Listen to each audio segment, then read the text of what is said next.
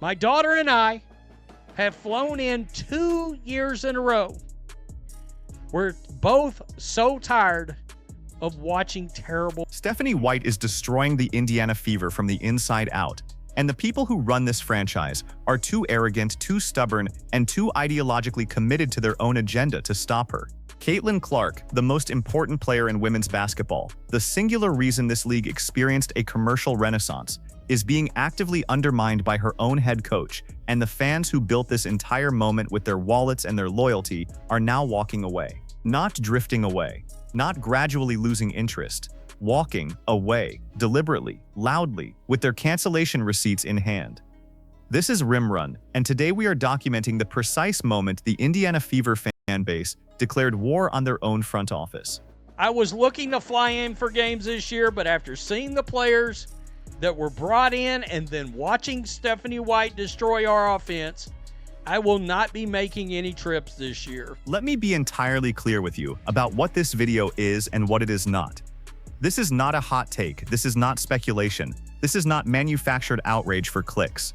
What we are about to walk through is a documented, verifiable, undeniable collapse of fan trust, a collapse that has been building for over a year, that multiple people predicted out loud, that the Fever's front office and Stephanie White's coaching staff were warned about repeatedly, and that they chose to ignore because they believed their own press releases more than they believed the paying consumer.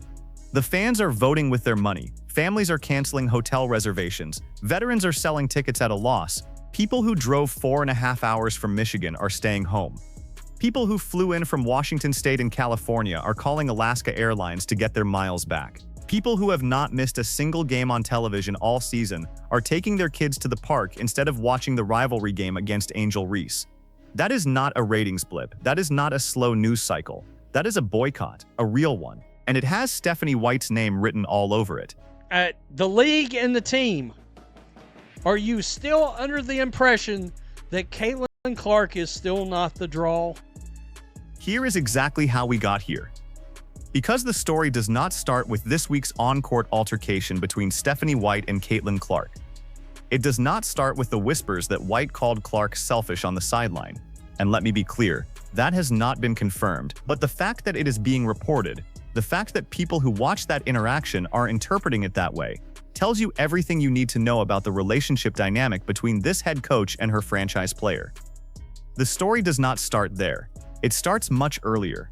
It starts last year, with what can only be described as the day-to-day injury fiasco, the mockery of a designation that turned Caitlin Clark's availability into a guessing game, a daily soap opera, a source of genuine logistical terror for fans who had already purchased plane tickets and booked hotels and arranged childcare. People planned entire family vacations around Indiana Fever games.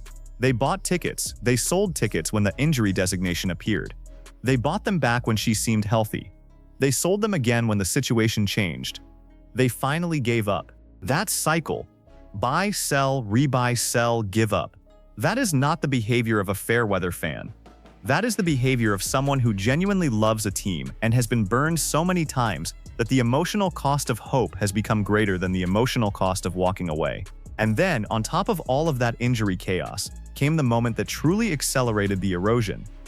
The suggestion, made publicly, loudly, and without apparent concern for its consequences, that Indiana Fever fans are racist, that the people filling those seats, buying those jerseys, flying in from across the country to watch Caitlin Clark play basketball, are somehow motivated by racial animus rather than genuine love of the game and admiration for a transcendent talent. That accusation landed like a grenade in the middle of an already fragile fan relationship, and the Fever's leadership said nothing. Nothing. They let it sit there, they let it fester. And the fans noticed. And now, sitting on top of all of that accumulated grievance, you have Stephanie White, the head coach who was supposed to be the answer, the professional who was supposed to build a championship-caliber system around the most exciting player in women's basketball. And instead, she has presided over an offensive structure that fans are describing, in their own words, as terrible basketball. Not challenging basketball, not transition period basketball, terrible basketball. The kind of basketball that makes a lifelong fan choose the park over the TV. Now, let me show you the moment this stopped being commentary and became a documented crisis. Because the fans who are walking away are not anonymous. They are putting their names on it. They are posting publicly. They are sharing receipts. And here is the most damning single piece of fan testimony in this entire story. A United States Air Force veteran named John Michaels, a man who flew to Indianapolis 2 years in a row with his daughter to watch the Fever, posted publicly that he sold his tickets and canceled his hotel and flight reservations for the back-to-back home games on July 17th and 18th. 2 games, 4 tickets, gone. A 2-year streak of making the trip ended. Here is what he said, in his own words. Don't take my word for it. My daughter and I have flown in 2 years in a row. We're both so tired of watching terrible. My daughter and I have flown in 2 years in a row. We're both so tired of watching terrible basketball. That is what he said. A veteran, a man who organized his life around this team twice. Tired of watching terrible basketball. There is no spin to put on that. There is no press release the Fever can write that addresses those 10 words. Tired of watching terrible basketball. That is the verdict. That is the review. That is what the product has earned. And the front office's response, the response that the Fever organization and the Pacers ownership group will have when they see that post, is to note that someone else bought the seat. The seat is filled. The revenue is captured. The root cause of the problem goes unaddressed because the spreadsheet does not show you why the seat changed hands.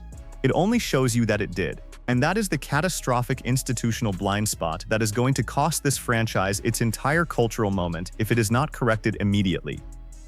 Let me walk you through the full scope of what is happening here, because John Michaels is not alone. He is not a data point. He is the first domino in a chain that stretches from Washington State to Michigan to California to every city with a WNBA franchise the Fever visits on the road. There is a fan from Washington State who bought tickets to see the Fever play the Liberty on August 11th, his 68th birthday, who has flown many miles to witness Fever games in the past. He is now calling Alaska Airlines to see if he can get his miles back. He is calling the Hilton to cancel his reservation. He said, and I want you to hear this clearly, that he is not hopeful the season can be turned around with the current coaching staff. A 68-year-old man who chose a Fever road game as his birthday celebration is now trying to get a refund. That is what Stephanie White's tenure has produced. There is a fan who drove from Michigan to Indianapolis multiple times over the last 2 years who says he cannot bring himself to get excited enough to make the 4.5-hour drive for the displeasure, his word displeasure, of watching this Fever team. 4.5 hours. And the product is so bad that the displeasure of watching it outweighs the effort of the drive. There is a family, 2 adults, 2 teenagers, 2 children, who canceled an entire road trip to Indianapolis for back-to-back games. They canceled their accommodations for July 7th through the 11th, and they announced they are done buying Fever merchandise. That is not one ticket. That is an entire family ecosystem of spending that has been permanently removed from the Fever's revenue picture. There is a fan from California who canceled trips to see the team in Las Vegas, in Phoenix, and in Indianapolis. 3 separate road trips, gone, because of what they have witnessed from this coaching staff. And there is a fan who said something that I think is the most quietly devastating statement in this entire conversation. Someone who has not missed a single Fever game on television all season long, not one, and who, for the rivalry game against Angel Reese, the marquee matchup, the game the league promotes, the game that should be appointment viewing, chose to take their kid to the park instead. They said it was not worth the headache or the heartbreak, not worth the headache or the heartbreak. That is a fan who loves this team so much that watching them has become emotionally painful. And Stephanie White is the reason why. I was looking to fly in for games this year, but after seeing the players that were brought in and then watching Stephanie White destroy our offense, I will not be making any trips this year. Now I want to escalate this conversation, because there are people, and I know they exist because they show up in every comment section, in every post, in every thread where fans express legitimate frustration. There are people who will look at this avalanche of cancellations and call these fans fair weather, bandwagon, casual. And I need to address that framing directly because it is not just wrong, it is insulting in a way that reveals exactly the kind of institutional arrogance that created this crisis in the first place. You do not plan a family vacation around a basketball team if you are a fair weather fan. You do not book flights 2 years in a row if you are a bandwagon fan. You do not drive 4.5 hours from Michigan if you are casual. You do not choose a road game as your 68th birthday celebration if you are not deeply, genuinely invested in the team. These are not people who showed up when Caitlin Clark went viral and disappeared when the wins stopped coming. These are people who organized their lives around this franchise, who spent real money, who made real commitments, who gave this team their loyalty and their time and their resources, and who received in return a product so bad that the emotional cost of continuing to watch it has become unbearable.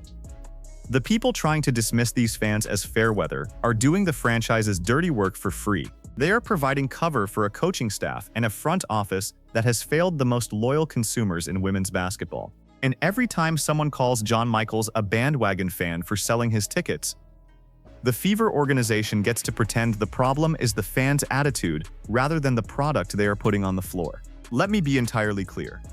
A consumer who is unhappy with a product is not obligated to keep buying that product. That is not disloyalty. That is rational behavior. The Fever is not a charity, it is a business. And when the business delivers a product that its most committed customers describe as terrible basketball, those customers have every right, every moral, financial, and logical right to close their wallets. And that is exactly what they are doing. Now let me talk about the tactical dimension of this disaster, because the fan exodus is the symptom. Stephanie White is the disease. The accusation that has been circulating, the one that multiple people who watch the sideline interaction between White and Clark have interpreted as White calling Clark selfish, is unconfirmed. I want to be clear about that. There is no confirmed audio, there is no confirmed lip read. But here is what I will tell you. The fact that this interpretation is plausible, the fact that it is being widely discussed, the fact that people who watched that exchange in real time came away believing that the head coach of the Indiana Fever called her franchise player selfish on the sideline, that tells you something undeniable about the relationship dynamic in that locker room. Perception is reality in professional sports. And the perception right now is that Stephanie White and Caitlin Clark are not on the same page. They are not even reading the same book. And the on-court evidence supports that perception. Because Caitlin Clark has been putting up 25-26 points in recent games. She has been on a legitimate scoring run, and the seats are still going for $10.89, $11.80. Thousands of available tickets for a game that Caitlin Clark is expected to play in. Think about that for 1 second. The player is healthy, the player is scoring, the player is doing her job, and the tickets are $10. That is not a Caitlin Clark problem. That is a product problem. That is a coaching problem. That is a front office problem. And every single person in that building who has the authority to fix it and has chosen not to owns a piece of this catastrophe. The Fever beat the Storm. They beat some teams that, as the analysis goes, are not the teams you have to go through to win a title. Wins against soft competition do not rebuild fan trust when the overall product, the system, the offensive structure, the deployment of your franchise player, the relationship between your head coach and your best player is visibly broken. Fans are not fooled by the win column when the basketball they are watching is described as terrible, when it produces displeasure, when it is not worth the headache or the heartbreak. Here is the second receipt that makes this situation impossible to dismiss. And I want you to hear this one directly, because this is a fan who named the specific cause of their decision not to travel. Not vague frustration, not general disappointment. A specific named indictment. Don't take my word for it. Here is what this fan said, in their own words, about why they are not making the trip this year. The league and the team, are you still under the impression that Caitlin Clark is still not the draw? After seeing the players that were brought in, and then watching Stephanie White destroy our offense, I will not be making any trips this year. Destroy our offense. That is not a frustrated fan venting. That is a diagnosis. Stephanie White is destroying the offense. A fan who was looking to fly in, who was ready to spend the money, who was willing to make the trip, made the decision not to based on two specific factors: the roster construction and the head coach's offensive system. And they named Stephanie White by name. Destroy our offense. That is the accusation. That is the evidence. That is the indictment. And this is where the enabler complicity becomes impossible to ignore. Because Stephanie White does not operate in a vacuum. She was hired by someone. She was retained by someone. Her roster decisions, the player moves that fans are describing as terrible, the moves that were made before the season even began, those were approved by someone. The front office that watched the day-to-day injury fiasco play out last year and did not course correct. The ownership group that heard the Angel Reese comment about Indiana fans and said nothing publicly. The decision makers who looked at a ticket market showing $10 seats for a Caitlin Clark game and concluded that someone else would fill the seat, those people are as responsible for this collapse as Stephanie White is.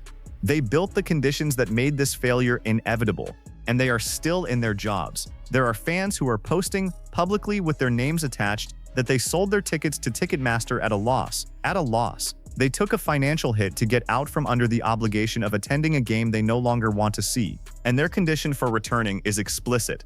Fire Stephanie White and the staff. That is not a vague demand. That is a specific personnel action being demanded by the paying consumer base. Fire Stephanie White and the staff. Those are the terms, and until those terms are met, the wallets stay closed. Let me now render the verdict, because I think the evidence is overwhelming, and the predictions are not difficult to make. Here is what I believe is going to happen, and I want to be on record with these predictions, so that when they come true, we can look back at this moment and understand that it was entirely foreseeable. Prediction 1. The ticket market for Indiana Fever home games is going to get worse before it gets better. The $10 seats are not a temporary anomaly. They are a leading indicator. When the fans who were most committed, the ones who flew in from out of state, the ones who organized family vacations, the ones who drove 4.5 hours, when those fans have made the decision to stop coming, the casual local fan is not going to fill that gap. The casual fan follows the energy of the committed fan. When the committed fans are gone, the arena feels empty even when it is technically sold, and an arena that feels empty is a death spiral for a franchise that built its entire identity on the electricity of a packed house cheering for Caitlin Clark. Prediction 2. The conversation about Stephanie White's job security is going to become impossible to suppress. It is already happening in fan comment sections. It is already being named explicitly "Fire Stephanie White" by people who have put real money on the line. The question is not whether that conversation is happening, it is happening. The question is whether the front office is willing to have it internally before the external pressure becomes catastrophic. And based on everything we have seen from this organization over the past year, the silence during the injury fiasco, the silence during the racist fan accusation, the silence as the ticket market collapsed, I am not optimistic that they will act with the urgency this situation demands. Prediction 3. If Stephanie White is still the head coach of the Indiana Fever when the offseason begins, the fan exodus that is currently a trickle will become a flood. The fans who are still on the fence, the ones who bought tickets and are waiting to see if things improve, the ones who are watching on television and giving the team one more chance, those fans are watching to see whether the organization takes this seriously, whether the ownership group that is hearing these cancellations and seeing these ticket prices is willing to make the hard decision. If the answer is no, those fence-sitting fans are going to join John Michaels and the Air Force veteran and the family from Michigan and the fan from California and every other person who has already made the decision to close their wallet. And at that point, the damage will not be seasonal. It will be structural. Prediction 4. Caitlin Clark is going to continue to be Caitlin Clark regardless of what this coaching staff does or does not do for her. She is going to keep being aggressive. She is going to keep scoring 25 and 26 points in games where the team around her is not good enough to win the ones that matter. And every time she does that, every time she puts up those numbers in a loss or in a win against a team that is not a championship contender, the gap between what this franchise could be with proper coaching and what it actually is will become more visible, more painful, and more infuriating to the fans who understand what they are watching. And here is the clip that ties all of this together. This is the one that nobody in the establishment wants to sit with, because it frames the entire crisis in the starkest possible terms. This is the statement that captures not just the fan frustration, but the existential stakes for the franchise and for the league. Here it is, in full, without edit. If you guys are going to die on that hill, this league and this team will crash and burn. Financially, that is the verdict. That is the bottom line. That is the consequence of the path the Indiana Fever and the people who run this league have chosen. If they continue to insist that the product they are currently selling is acceptable, if they continue to dismiss the fan exodus as fair weather behavior, if they continue to protect Stephanie White from accountability, if they continue to pretend that $10 tickets for a Caitlin Clark game are not a 5-alarm emergency, the financial consequences will be catastrophic. Not theoretical, not distant, catastrophic. And the fans who are closing their wallets right now are not the cause of that catastrophe. They are the warning signal. They are the fire alarm going off in the building. And the question is whether anyone in that front office is willing to listen. Caitlin Clark is still out there, right now, putting up 25 and 26 points a game. She is still the draw. She is still the reason people bought those tickets in the first place. She is still the reason a veteran flew in 2 years in a row with his daughter. She is still the reason a 68-year-old man chose a road game as his birthday celebration. She is still the reason families from Michigan and California and Washington State were willing to spend real money and real time to be in that building. Caitlin Clark did not fail these fans. Stephanie White failed these fans. The front office failed these fans. The roster construction failed these fans. The injury communication failed these fans. The silence in the face of accusations against the fan base failed these fans. Caitlin Clark is still doing her job. The people around her are not doing theirs. And until that changes, the wallets stay closed. And they should. So here is the forced choice I am leaving you with today, and I want you to answer it in the comments right now. Do you believe the Indiana Fever front office makes a coaching change before the end of this season, or do they ride out Stephanie White and let the fan base continue to hemorrhage? That is the question, not whether White should be fired. The fans have already answered that. The question is whether the people with the authority to act are going to act. Yes or no, coaching change before the season ends or not? Put it in the comments. If this video gave you something to think about, hit the like button right now. It tells the algorithm that this conversation matters, and it does matter. Subscribe to Rimrun and hit the notification bell so you do not miss the moment this story breaks open further, because it is going to break open further. The fans are not done talking, the ticket market is not done telling the truth, and we are not done covering it. This is Rimrun. We will see you in the next one.